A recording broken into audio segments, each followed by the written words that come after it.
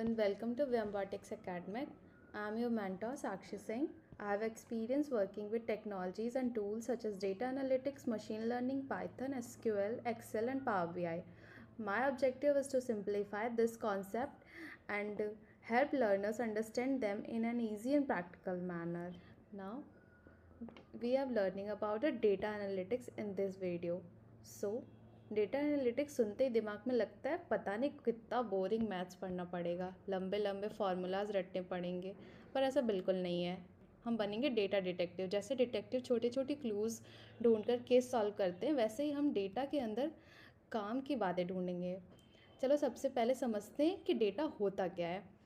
तो चल सुबह से लेकर शाम तक आप जो भी देखते हो, लिखते हो या इंटरनेट पर करते हो, सब डेटा है। आपके स्कूल के मार्क्स, आपकी हाइट, इंस्टाग्राम पर लाइक्स या BGMI में आपके स्कोर, सब डेटा है।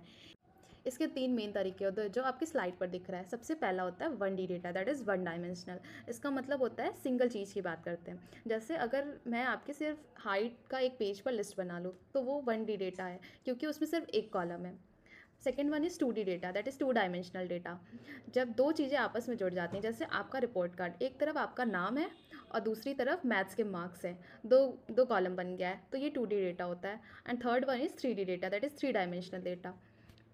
जब डेटा थोड़ा बड़ा और डिटेल में हो जाता है, जैसे एक बड़ा टेबल जिसमें आपका नेम है, स्टूडेंट का नेम है, मैथ्स के मार्क्स है, कौन कौन से स्पोर्ट्स खेलता है, कौन नहीं खेलता है, और स्टूडेंट्स की अटेंडेंस कितनी है। अब आप सोचेंगे कि हम ये सीख क्यों रहे हैं, इसका काम क्या है। तो आज की डेट में दुनिया की 90% से ज़्यादा जॉब्स में डेटा का यूज़ होता है। बिना डेटा के कोई कंपनी नहीं चलती। दो बहुत बड़े रियल लाइफ एग्जांपल से समझते हैं। यूट्यूब, आपने कभी नोटिस किया है, अगर आप यूट्यूब पर कोई गेमिंग वीडियो या कार्टून देखो तो अगली बार ओपन करते ही आपकी वैसी ही वीडियो सामने दिखने लगती है। ये कोई भूत नहीं कर रहा है, यूट्यूब आपके पुराने डेटा को एनालाइज करता है कि आपको क्या पसंद है। अगर सेकंड एग्जांपल लिए, जैसे विराट कोहली या रोहित शर्मा जब बैटिंग करने आते हैं तो सामने वाली टीम पहले से उनका डेटा देख कर आती है कि ये किस बॉल पर सबसे ज़्यादा आउट होते हैं, और फील्डर्स को वैसे ही सेट कर देती है। डेटा को कलेक्ट करना, ऑर्गेनाइज करना, एनालाइज करना, उसके इंसाइट्स को यूज़ करना इज़ डेटा एनालिटिक्स। अगर हम इसका बेनिफिट देखें तो इसको हम ऑलमोस्ट हर जगह यूज़ करते हैं, जैसे कि स्कूल में, स्पोर्ट्स में, गेम, हेल्थ, शॉपिंग, या फिर हर किसी जॉब में। इसका हम यूज़ पैटर्न और ट्रेंड को फाइंड करने के लिए यूज़ करते हैं, टाइम सेविंग और स्मार्टर वर्क के लिए करते हैं, बेटर डिसीजन के लिए करते हैं। अब एक अच्छा डिटेक्टिव बनने के लिए हमें गैजेट चाहिए होता है, वैसे ही डेटा डिटेक्टिव बनने के लिए हमारे पास कुछ ना कुछ टूल्स होने चाहिए। तो सबसे पहले होता है एक्सेल और गूगल शीट। ये हमारे बेसिक टूल्स है जिसमें हम डेटा को एक टेबल फॉर्मेट में रखते हैं। दूसरा होता है पावर BI और टेबुला। अब बोरिंग टेबल्स को कोई कब तक देखेगा। पावर BI क्या करता है, उन टेबल्स को सुंदर सुंदर कलर कोडेड चार्ट और ग्राफ में बदल देता है।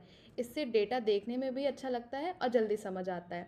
तीसरा होता है पाइथन और SQL, that is structure query language. जब डेटा बहुत ज़्यादा बड़ा हो जाता है, जैसे पूरी इंडिया के यूट्यूब यूज़र का डेटा, तब हम प्रोग्रामिंग लैंग्वेज जैसे पाइथन और SQL का यूज़ करते हैं। अगर आप ये स्किल सीख लेते हो तो आगे चलकर आप data analytics, business analytic, data scientist बन सकते हो। इस फील्ड में डिमांड बहुत ज़्यादा हाई है और फ्रेशर्स को भी बहुत अच्छी सैलरी मिलती है। अगले सेशन में हम सीखेंगे रॉ डेटा को कैसे कलेक्ट करते हैं और टेबल्स में कैसे ऑर्गेनाइज करते हैं। तो अगली क्लास में मिलते हैं। Thank you.